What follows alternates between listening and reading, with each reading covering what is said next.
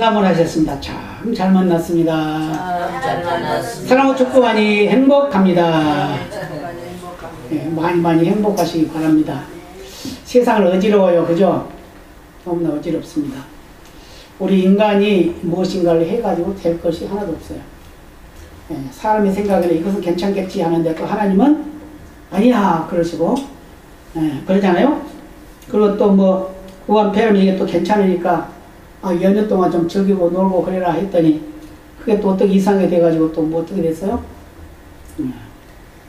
그런데 이제 중요한 건 뭐냐면 이런 기회를 통해서 교회를 계속 핍박한다는 거죠. 그죠? 인천에 어느 교회가 이제 뭐 어떤 그런 일이 있다고 이제 그러죠. 근데 그게 누구냐? 사실은 학원 강사가 이태원 가가지고 놀러와가지고 올려가지고 거기 학생으로 이제 그가 가르치고 있는 학생이 이제 감염이 됐어요. 근데 그걸 어떻게 이상하게 올려가지고 어떻게요? 교회 성도가 가서 그렇게 한 걸로 그렇게 해놨단 말이에요. 그래서 그것 때문에 전화도 하고 막 항의를 하고 그랬더니 또 바꿔놨다고 그럽니다. 바꾸는 건 못 봤는데 했다고 그래요. 이렇게 우리가 가만히 있으면 불법이 막 성행을 해요. 그래서 우리 믿는 자들은 불법을 보면 가만히 있으면 안 돼요. 믿는 자들은 믿는 자답게 정의를 부르짖고 또 그렇게 살고 그랬을 때 하나님이 영광을 나타내서 하나님이 일을 하실 줄로 믿습니다. 하나님이 모든 것을 하셔야 돼요. 악한 자도 악한 날에 쓰기 위해서 세웠다. 이제 그런 말씀 하시죠. 그러니까 우리의 삶 속에서 어찌하든 하나님 뜻이라고 하면 우리가 순종을 해야 마땅한데 그것이 그렇게 되지 않도록 기도해야 된다는 거죠. 왜 그래요? 예수님께서 그러셨죠? 마지막 때가 올 것이다. 그런데 그날이 안식일, 주일날 되지 않도록 또 겨울에 되지 않도록 기도해라. 그러죠? 우리가 기도해야 된다는 거예요. 하나님이 다 하시지만 그 하나님이 하시는 일을 하나님이 가장 기뻐하시는 쪽으로 하실 수 있도록 기도해라는 거예요. 그럼 악한 무리들이 깨지고 부서지게 되겠죠. 이번 주간에 이제 우리 스승에 대한 이제 말씀을 나누려고 합니다.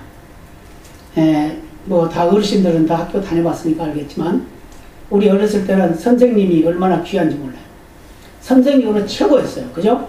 직업도 최고였고 선생님 그러면 아주 최고였어요.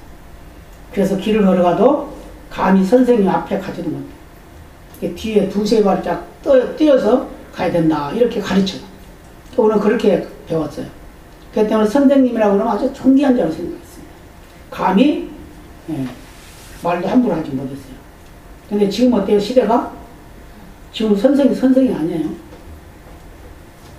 학생이 공부하다 말고 112 신고를 하는 그런 일이 있어요. 우리 선생님이 나에게 불의한 말을 했다고. 이렇게 그런 시대가 되어버렸어요. 그러니까 선생의 위상이 아주 엉망이 되고 말았습니다. 그러나 이 세상 선생은 다 부족합니다. 그렇죠? 다 인간이기 때문에. 그런데 최고의 선생이 누구예요? 예수님입니다. 예수님은 어떤 환경과 어떤 처지 속에서도 우리 인류를 구원하기 위한 하나님의 사랑의 표현이에요. 그렇기 때문에 예수님께서는 어떤 환경 처지 속에서도 그거에 대해서 불의한 것은 그냥 보지 못했지만 어지간하면 용서하고 어지간하면 덮어주고 어지간하면 감싸주고 그래서 그가 바로 설 수 있도록 그렇게 인도하는 그런 모습을 보게 됩니다. 우리는 서로가 서로를 위로하고 또 축복하고 사랑할 수 있는 그런 삶이 되어야 될 줄로 믿습니다. 아멘이에요? 예, 서로가 서로를 위로할 줄 알아요.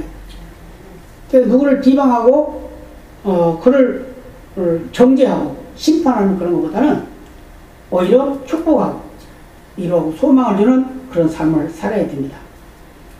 이 가정의 달이라고 해서 5월달을 이렇게 치죠.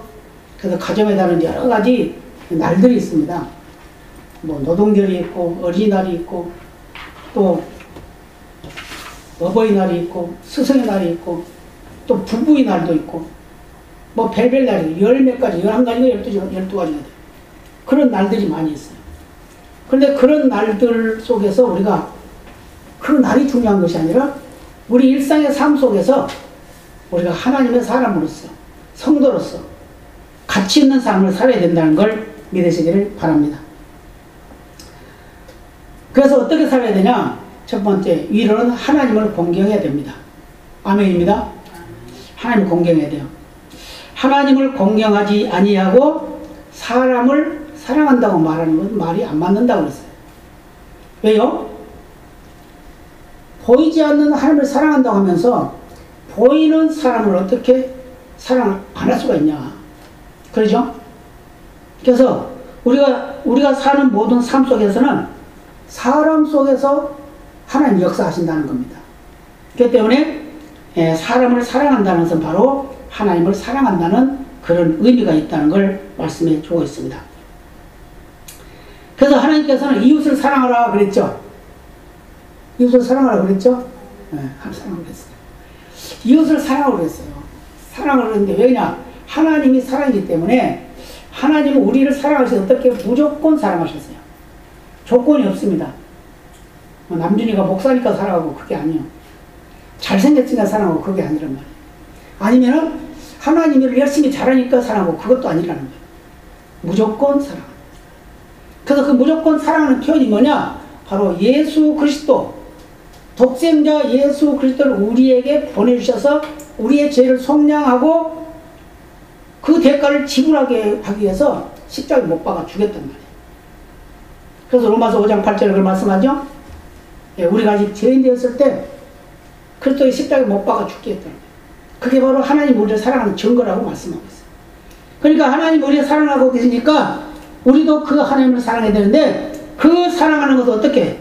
하나님께 물론 우리가 사랑한다고 말할 수도 있고 행동도 그렇게 할 수 있지만 내 이웃을 사랑해야 된다는 거예요. 믿으시기 바랍니다.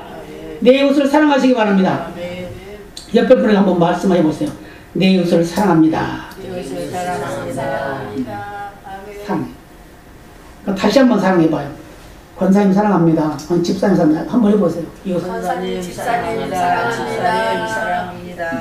이게 사랑한다는 것은 바로 하나님을 사랑한다는 말이란 말이에요. 네. 아멘입니다. 네, 그래서 그는 하나님을 사랑해야 되는데 오늘 본문을 통해서 사도 바울은 뭐라고 말씀하고 있냐면 오직 양무리의 본이 되라 이렇게 말씀하고 있어요. 본이 되라. 베드로 사도가 그걸 강조하고 있죠. 양무리의 본이 되라. 무슨 말이에요? 보여주는 사랑을 하라고 말해요. 보여주는 사랑. 속으로 하는 것이 아니라. 우리 한국 사람들은 다 그러죠. 남편에게 사랑이란 말을 들어보기가 힘들어요. 그래서 왜요? 속으로 사랑하지 뭘 그 말을 하냐 그러죠. 그런데 서양 사람들은 그렇지 않다고 그럽니다. 사랑이란 말을 자꾸 해야 된대요. 그래서 오래된 이야기지만 어떤 부부가 이혼을 청구했어요. 그래서 왜 이혼을 하려고 그러냐 그랬더니 내 남편이 결혼하기 전에 약속을 했다는 거예요. 뭐라고? 하루에 3번씩 사랑한다고 말해준다고 약속을 했대. 근데 지금 세월이 가다 보니까 약속을 안 지킨다는 겁니다. 그러니까 이혼해야 되겠다. 그랬다고 그래요. 그러니까 우리는 사랑한다는 말 자체도 약속의 증거라는 걸 말해주고 있습니다. 여러분, 사랑하시기 바랍니다. 그래서 사랑을 증거하시기 바랍니다. 그래서 양을 돌보고 양을 치는 이 목자 아주 중요하죠. 하나님이 성경에 보면은 자세히 보면은 양을 치는 사람을 굉장히 사랑했어요. 그죠? 그 대상의 첫 번째 누구예요? 저거 누구예요? 양을 치는 사람. 다윗이잖아요, 다윗. 다윗은 양을 쳤어. 그는 많이 배우지도 않았어요. 그는 뭐 자기 형들처럼 그렇게 잘나지도 않았어요. 자기 형들은 키도 크고 힘도 세고 전쟁에 능하니까 전쟁터에 나가서 별을 달고 있습니다. 근데 이 다윗은 아직 어리다고 했습니다. 어리다. 그런데 말제라고 했어요. 양을 친다는 건 그들에게 가장 인정받지 못한다는 걸 말해주고 있어요. 그런데 하나님은 그 양치기 하고 있는 그 다윗을 세워서 세계에서 가장 훌륭한 왕을 세웠다고 말해요. 아멘입니다. 그래서 양을 사랑한다는 것은 얼마나 중요한지 몰라요. 그래서 오늘 본문에도 15절 말씀하죠. 우리에게 1만 스승이 있으되 아비는 많지 아니하니 그랬어요. 1만 스승. 가르치는 자는 많이 있는데 아버지 같은 가르침은 없다는 거예요. 그래서 스승 중에 가장 훌륭한 스승이 뭐냐? 부모다 이렇게 말하죠. 네, 부모. 다른 스승은 대가를 받고 하지만 부모는 해요. 대가를 받지 않고 하죠. 그래서 대가를 받지 않고 자녀를 기른단 말이에요. 그래서 가장 훌륭한 스승은 부모님이다. 그래서 부모의 행동이, 부모의 삶이 그 자녀들의 일생을 좌우하는 겁니다. 그래서 부모가 폭력을 행사하는 그런 부모 있으면 그 자녀도 폭력을 행사하는 사람으로 자란다는 거예요. 그런 얘기를 하죠. 어렸을 때는 부모님이, 특히 아버지가 폭력을 행사하고 그러면 아들이 그러면 나는 절대로 저러지 말아야지 그런데요. 나는 절대로 그러지 말아야지. 그런데 무의식 중에 그게 자기 삶 속에 박혀 있어가지고 자기가 그런 처지에 되면 그렇게 폭력을 행사한다는 거예요. 그러니까 보여주는 가르침이 얼마나 중요한지를 말해주고 있음을 믿으시기를 바랍니다. 우리는 우리 스스로를 매일매일 돌아봐야 됩니다. 가르치는 자는 가르치답게 살아야 돼요. 그래서 스승은 스승으로서 그 가르침이 행동으로 보여지는 삶이 되어야 된다는 거예요. 한번 생각해 보세요. 교사가 학생들을 가르치면서 만약에 그 교단에서 담배를 피웠다고 생각해봐요. 담배를 피웠어. 옛날에는 그랬어요. 우리 어렸을 때는 선생이 그 교단에서 막 담배 피웠어요. 그렇게 했어요. 그럼 담배 피워. 그러니까 뭐라고 애들한테는 너희들 피우면 안 돼. 무슨 소리까지요? 어렸을 때 담배 피우면 뼈 녹는다. 그런 말도 했어요. 그런 말이 있단 말이에요. 근데 당신은 왜 담배 피워? 다 컸으니까? 저는 어렸을 때 2학년 때인가 3학년 때인가 담배 피우다가 우리 외삼촌한테 걸려가지고 실컷 얻어맞고 저 좀 이상한 거죠? 근데 그때는 진짜 담배 피운 게 아니라 박하 잎을 말려가지고 그걸 똘똘 말아서 그럼 어때요? 입안이 환하잖아요. 그러게 했어요. 근데 그게 그래가지고 걸려가지고 실컷 얻어맞았어요. 그 뒤로부터는 내가 담배 안 피워야지. 그러고 이제 안 피웠었습니다. 그런데 이제 어떤 환경이 돼가지고 또 피우고 있어요. 그런데 하나님 예수를 믿고 나서부터 저 담배를 끊기로 작정을 하고 기도했어요. 그때 하나님께서 끊을 수 있는 환경을 만들어줘가지고 끊었어요. 담배도 끊고 술도 끊고 다. 그때는 목사 되기 전이니까 안수 집사 때까지 술 먹고 담배 피우고 다 했어요. 그렇다고 해가지고 여러분이 그렇게 한다고 그러면 안 되겠죠? 우리 목사님도 그렇게 했는데 그럼 왜냐? 우리가 몰랐을 때는 모르니까 그렇게 하는 거고 알고 나서는 안 하는 게 당연한 거죠. 그러잖아요? 네. 근데 요즘에 길을 가다 보면은 아가씨들이 골목에서 이렇게 담배를 피우고 있는 모습을 보면 참 그 마음이 좀 눈이 좀 이상해요. 참 안 됐다. 물론 그 기호식품이라고 이제 말을 하지만 그건 우리 몸에 해로운 거예요. 너무 해로운 거예요. 엊그저께 그 방송에 나왔어요. 담배 피운 사람과 안 피운 사람의 뇌를 사진을 찍어놨어요. 근데 뇌가 다 새카매. 담배 피운 사람. 15년 피웠다고 그러는데 뇌가 새카매. 근데 그게 뭐냐? 그게 니코틴이래요. 그 뇌에 들어가서 그렇대요. 그렇게 되니까 어떻게 돼요? 뇌가 빨리 망가지겠죠. 이런 것들. 우리 선생이라고 하면, 가르치는 자라고 하면 해로운 것도 가르쳐서는 안 된다고 말이에요. 뭘만 가르쳐야 돼요? 이로운 걸 가르쳐야 됩니다. 그렇죠? 그래서 오늘 본문 9절 13절까지 말씀에 뭐라 그래요? 사도 바울이 어려움을 말하고 있어요. 죽이기로 작정된 자같이 네 말에 두셨다. 이 말이 오면 끝에도 없다는 말이죠. 이제 너는 죽을 거야 이제. 그런데 어떻게 해요? 세계와 천사와 사람들에게 구경거리가 되고 예수 믿는 사람이 사람들에게 구경거리가 됐다는 거예요. 누구 때문에? 그리스도 때문에. 그래서 미련하고 그리스도 때문에 약하고 그리스도 때문에 비천하고 또 줄이고 목마르고 헐벗고 매맞고 정처가 없고 이게 사도 바울의 삶이었다는 거예요. 그래서 어떤 일까지 하냐면 선교하기 위해서 복음 전하기 위해서 날마다 돈 벌러 다녔어요. 돈 벌고. 자기는 부자였고 잘 사는 사람이었고 많이 배운 사람이었고 정말 하나님을 사랑하는 사람이었고 하나님을 잘 섬기는 자라고 자부했던 사람인데 그런 거 다 투자한 거죠. 복음 전에서 다 투자했어. 정말 선생당 선생이죠. 그러면서 죽을 뻔도 몇 번 당하고 결국은 목이 잘려 죽기까지 했지만 그는 온 정성을 다해서 영혼을 사랑하는 열정이 있었다는 거예요. 특히 로마서 9장에 보면은 그가 자기 민족을 얼마만큼 사랑했냐면 이런 말을 해요. 내가 그리스도의 그 은혜에서 떨어질지라도 내 민족이 구원받기를 원한다. 그렇게 말씀하고 있어요. 자기 민족이 구원받는 것이 차라리 자기가 지옥 가는 게 낫겠다는 말이에요.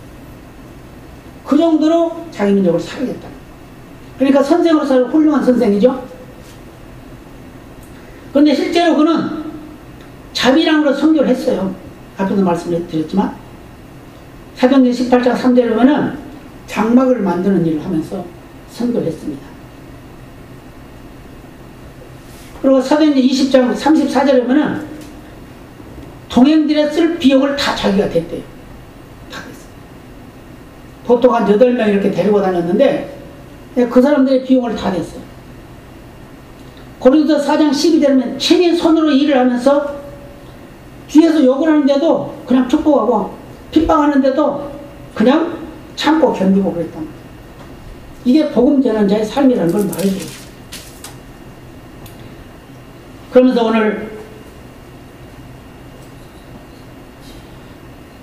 우리에게 말씀하신 말씀 속에서 고린도전서 9장 13, 15절에 이렇게 말씀해요. 성경의 일을 하는 자들은 성전에서 나누는 것을 먹으며 제단을 모시는 자들은 제단과 함께 나누는 것을 너희가 알지 못하느냐. 이와 같이 주께서도 복음 전하는 자들이 복음으로 말미암아 살리라 명하셨느니라. 그러나 내가 이것을 하나도 쓰지 아니하였고 또 이 말을 쓰는 것은 내게 이같이 하여 달라는 것이 아니라 내가 차라리 죽을지언정 누구든지 내 잘하는 것을 헛된 대로 돌리지 못하게 하리라. 자기는 넉넉히 성도들의 그 도움을 통해서 살아야 마땅한데 그러지 않았다는 거예요. 자기 스스로 일하면서 스스로 열심을 내면서 스스로 수고를 하면서 그 동행들을 섬기는 그런 삶을 살았다. 그러니까 최고의 선생인 거죠. 최고의 선생. 고린도 후서 12장 13절 15절까지 말씀에서 이런 말씀이에요. 내 자신이 너에게 폐를 끼치지 아니한 일밖에 다른 교회보다 부족하게 한 것이 무엇이 있느냐. 너희는 나의 공평치 못한 것을 용서하라. 보라 이제 세 번째 너에게 가기를 예배하였으나 너에게 폐를 끼치지 아니하리라. 나의 구하는 것은 너희 재물이 아니요 오직 너희니라. 어린아이가 부모를 위하여 재물을 저축하는 것이 아니요 이에 부모가 어린아이를 위하여 하느니라. 내가 너희 영혼을 위하여 크게 기뻐함은 재물을 허비하고 또 내 자신까지 허비하리니 너희를 더욱 사랑할수록 나는 덜 사랑을 받겠느냐. 이렇게 내가 너희를 사랑하기 때문에 너희에게 부담 주기를 싫어한다. 그래서 내가 수고하고 있으며 너희를 섬긴다. 이렇게 말씀합니다. 이게 바로 선생의 모습입니다. 그래서 데살로니가전서 2장 9절에 보면 형제들아 우리의 수고에 있은 것을 너희가 기억하려니 너희 아무에게도 누를 끼치지 아니하려고 밤과 낮으로 일하면서 너희에게 하나님의 복음을 전파하였노라. 밤과 낮. 이게 목회자의 삶이에요. 또 데살로니가 후서 3장 8절에도 누구에게선지 양식을 값없이 먹지 않고 오직 수고하고 애써 주야로 일하면 너희 아무에게도 누를 끼치지 아니하리라. 사도 바울은 이렇게 자비랑으로 선교를 하면서 평생을 예수 만난 후로 죽을 때까지 그런 섬김의 삶을 살았음을 믿으시기를 바랍니다. 그런데 우리의 선생이 여러 가지가 있어요. 좋은 인도자가 있습니다. 좋은 인도자. 잘못된 인도자가 있습니다. 그러면 우리가 선생실을 잘하고 또 선생을 잘 섬기면 어떤 복이 임하는가 차례로 말씀을 드리도록 하겠습니다. 먼저 잘못된 인도자는 어떤 인도자냐. 마태복음 23장 24절은 이렇게 말씀합니다. 소경된 인도자의 하루살이는 걸러내고 약대는 삼키는도다. 자기 배는 채우면서 좋은 걸 골라서 자기가 하면서 나쁜 것을 남준다는 거예요. 이런 인도자, 이런 목자, 이거는 정상적이 아니죠? 싹꾼 목자와 같은 거죠. 그런 사람이 많이 있어요. 어려움 당하면 양 다 버리고 도망가는 거예요. 이리가 쫓아오고 사자가 곰이 쫓아오면 그냥 도망가는 거예요.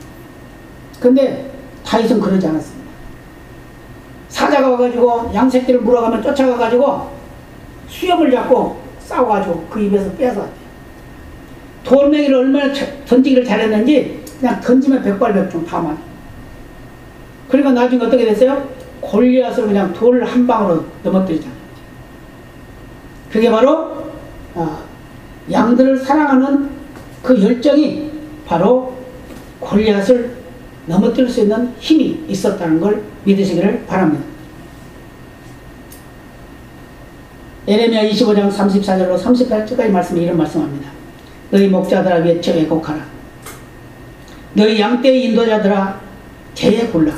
이는 너희 표룩을 당할 날과 흩음을 당할 기한이 찼음인즉 너희가 귀한 그릇에 떨어짐 같이 될 것이라. 목자들은 도망할 수 없겠고 양떼 인도자들은 도피할 수 없으리로다. 목자들의 부르짖음과 양떼의 인도자들이 애곡하는 소리여 나 여호와가 그들의 초장으로 황폐케 함이로다. 평안한 목장들이 적막하니 이는 여호와의 진노의 영고로다. 그가 사자같이 그 소굴에서 나오셨도다. 그 잔멸하는 자의 진노와 그 극렬한 분으로 인하여 그들의 땅이 황량하였도다. 목자들이 잘못돼가지고 인도자들이 잘못되므로 나라가 망했다는 거예요. 나라가 지금 이 시대가 그렇습니다. 교회가 예배가 없어지고 기도가 끊어지고 또 끊어지고 찬양이 없어요. 뭐 유행가를 더 좋아해요. 그런 시대가 됐어요. 그러다 보니까 어떻게 돼요? 하나님 분내시는 분내. 분내서 이 나라가 지금 징계를 받고 있는 겁니다. 여러분 한번 생각해 보세요. 이 나라가 이대로 2, 3년만 더 가면은 이제 교회는 예배 드리기가 힘들어집니다.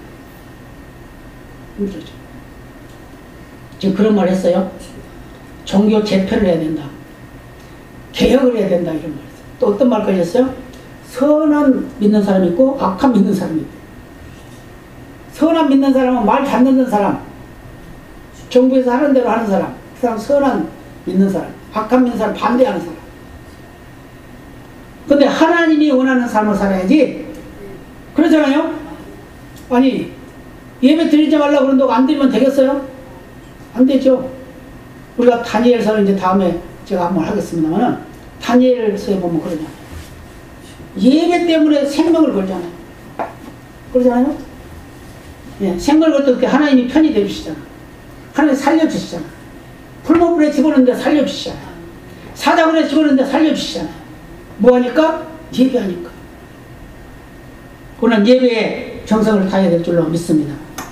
그래서 마태복음 7장 13절에 보면 좁은 문으로 들어가라. 멸망으로 가는 길이 넓다.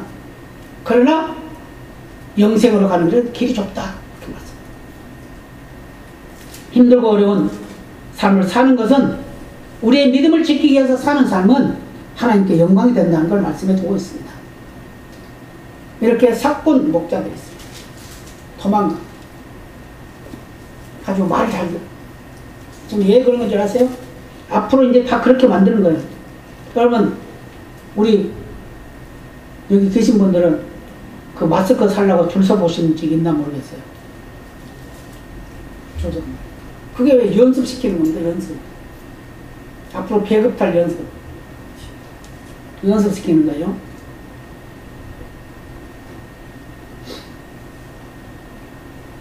물론 필요해서 사긴 해야 되겠지만 그래도 우리가 생각을 많이 해야 돼요.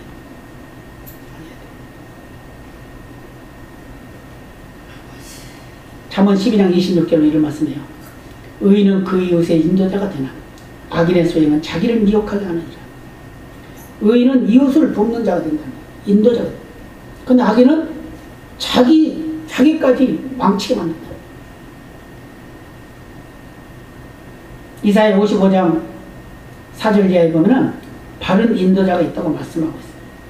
내가 그를 만민에게 증거로 세웠고 만민의 인도자와 명령자를 삼았었나니 네가 알지 못하는 나라를 부를 것이며 너를 알지 못하는 나라가 네게 달려올 것은 나 여호와 네 하나님 곧 이스라엘의 거룩한 자를 인함이니라.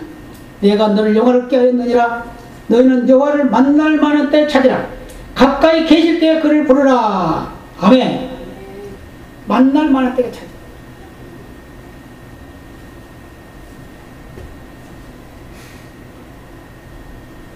북쪽에 공산주의가 세워지면서 2년 만에 교회가 다 없어져 버렸습니다.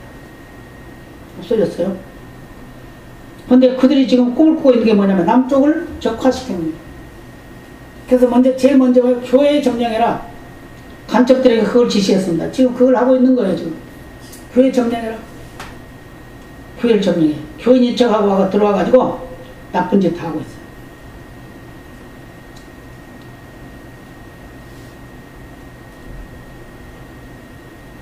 뭐 김영민인가 하는 분이 교회 목사들 다 고발하고 하죠. 계속.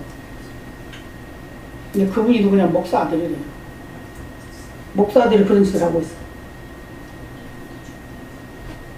하나님 앞에 부끄럽지 않는 삶을 살아야 될 줄로 믿습니다. 우리는 정말 하나님 앞에 부끄럽지 않고 살아야 돼요. 하나님이 원하는 삶이 뭔지 그럼 우리는 분명히 알아야 된다 그 말이에요. 그래서 인도자는 인도자답게 살아야 된다. 지도자는 지도자답게 살아야 된다. 그걸 믿으시기를 바랍니다. 야고보 3장 1절에 이렇게 말씀하죠. 내 형제들아 너희는 선생된 우리가 더 큰 심판받을 줄 알고 많이 선생이 되지 말라. 선생된 자로서 살지 못하면 심판의 대상이라는 거예요. 그러니 목사들이 얼마나 심판받겠어요 가면. 어떤 분이 그러더라고요. 천국 갔더니 목사들 하도 없더래. 그래서 다 어디 갔냐고 했더니 그게 목사냐? 잡사지.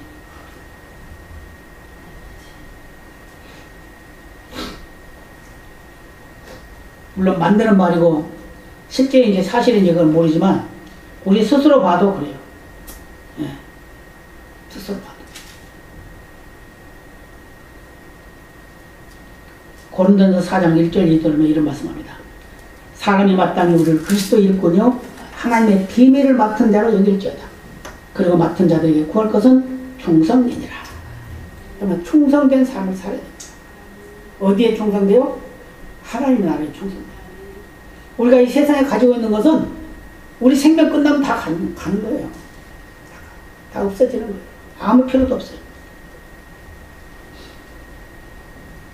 어떤 부자가 금이 많이 있어 돈이 많아가지고 천국에 가면서 금덩어리를 큰 짐 짊어지고 갔대잖아요.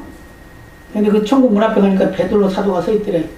뭘 그렇게 찌고 오냐 그랬더니 그 금덩어리입니다. 천국에서 쓸려고 가져왔습니다. 그러니까 야 여기는 길바닥이 다 금이다 그러더래. 성경에 보면 그래 나와 있어요. 계시록에 보면 길바닥이 다 금으로 깔려 있어요. 그런 데가 우리 가야 올 곳인데 이 세상 것 많이 만들어놔야지 그 나라에다가. 그죠? 예.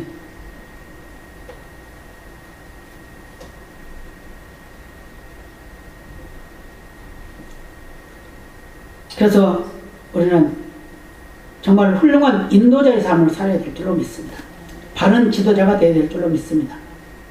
그러면 그냥 바른 참된 인도자를 따르는 양은 어떤가?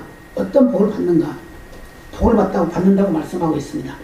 히브리서 13장 1절 5절에 보면 이렇게 말씀해요. 형제 사랑하기를 계속하고 손님 대접하기를 잊지 말라. 이로써 부재 중에 천사들을 대접한 이들이 있었느니라. 자기도 함께 갇힌 것 같이 갇힌 자를 생각하고 자기도 몸을 가졌은즉 학대받는 자를 생각하라. 모든 사람은 혼인을 귀히 여기고 침소를 더럽히지 않게 하라. 음행하는 자들과 간음하는 자들을 하나님이 심판하시리라. 돈을 사랑지 말고 있는 바를 족한 줄로 알라.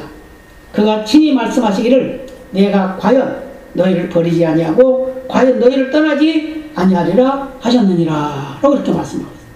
여러분 형제를 사랑하시기 바랍니다. 손님을 대접하시기를 바랍니다. 갇힌 자를 돌아보시기를 바랍니다. 학대받는 자를 생각하시기 바랍니다. 그리고 가정을 귀히 여기시기를 바랍니다. 히브리 13장 15절로 16절에 이런 말씀합니다. 이름을 우리가 예수로 말미암아 항상 찬미의 제사를 하나님께 드리자. 이는 그 이름을 증거하는 입술의 열매니라. 오직 선을 행함과 서로 나눠주기를 잊지 말라. 이 같은 제사는 하나님이 기뻐하시느니라. 아멘. 하나님을 예배하는 것, 나눠주는 것, 섬기는 것, 베푸는 것, 하나님이 기뻐하신 거예요. 믿으시기 바랍니다. 그래서 항상 선을 쫓으며 나눠주기를 구하는 그런 삶을 사는 것이 하나님의 참된 제사라는 거예요. 많이 섬기시길 바랍니다. 특히 목회자는 이런 사람입니다. 히브리서 13장 17절에 이렇게 말씀해요. 너희를 인도하는 자들에게 순종하고 복종하라. 저희는 너희 영혼을 위하여 경성하기를 자기가 회개할 자인 것 같이 하느니라. 저희로 하여금 즐거움으로 이것을 하게 하고 근심으로 하게 말라. 그렇지 않으면 너희에게 유익이 없느니라. 성도가 목사의 근심거리가 되면 안 되겠죠. 예. 성도는 목사가 아주 막 사랑할 대상이 돼야 돼. 사랑할 대상이. 그래서 항상 축복하는 그런 대상이 되어야 된단 말이에요. 그런데 목자는 어떤 생각을 가지고 있어요? 성도가 죄를 지으면 자기 스스로 죄 지은 같이 그렇게 생각하고 회개한다는 거예요. 이게 참된 목자라는 거예요. 이게 참된 스승이라는 거예요. 그런 스승이 되기를 원합니다. 그래서 참된 인도자는 양무리의 잘못된 죄의 모습을 보면서 자기가 죄인 같이 생각한다는 거예요. 그래서 회개한다는 겁니다. 그래서 눈물을 흘리는 거예요. 어떤 성도를 보고 눈물을 흘려요. 어떤 전도자 할머니가 어떤 청년을 만나기만 하면 자꾸 울더래요. 그러니까 이 청년이 이상해요. 왜 저 할머니가 맨날 나만 보면 울까? 그랬대요. 그래서 하루는 물어봤답니다. 할머니 왜 저만 보면 맨날 웁니까? 그러니까 할머니가 뭐라 그러냐. 나는 청년이 예수 믿으면 좋겠어. 청년이 지옥 갈 걸 생각하니까 내가 불쌍해서 우는 거야. 그랬대. 근데 그 말에 감동받아가지고 그 청년이 예수 믿었다는 거야. 무슨 말이에요? 영혼을 사랑하는 마음으로 울었더니 그 영혼을 살리더라는 거야, 하나님께서. 저와 여러분이 그렇게 될 줄을 믿습니다. 우리에게 전도 대상자가 있으면 그를 위해서 울어야 됩니다. 그랬을 때 그 영혼이 사는 거예요. 한번 생각해 보세요. 오늘 다 천국 가요. 천국 가실 거죠? 다 가실 거죠?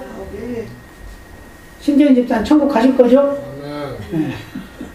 가실 거예요. 그런데 어떻게? 우리 가족은, 내 형제는 이들이 다 천국 데리고 와야 되잖아요. 그래서 이들을 위해서 울어야 된단 말이에요. 그러지 않으면 안 돼요. 그래서는 진짜 스승다운 스승이 되어야 될 줄을 믿습니다. 그래서 스승이라는 게 뭐 다른 거 있나요? 꼭 가르치는 선생만 스승이 아니에요. 내가 먼저 예수 믿었으니까 안 믿는 자의 스승이에요. 아멘이죠? 네. 내가 예수 먼저 믿었으니까 내가 천국 갈 자격을 얻었으니까 다른 사람들에게 가르쳐줘야죠. 이게 스승이에요. 그렇죠? 네, 그런 은혜가 저와 여러분의 삶 속에 넘치는 복으로 임하기를 바랍니다. 그래서 언제 어느 순간에도 본되는 삶, 영혼을 사랑하는 열정, 그리고 또 내 이웃을 사랑하는 그런 열정이 우리의 삶 속에 항상 열매를 거둬지는 그런 역사가 있기를 예수님의 이름으로 축복합니다. 다 같이 기도하시겠습니다.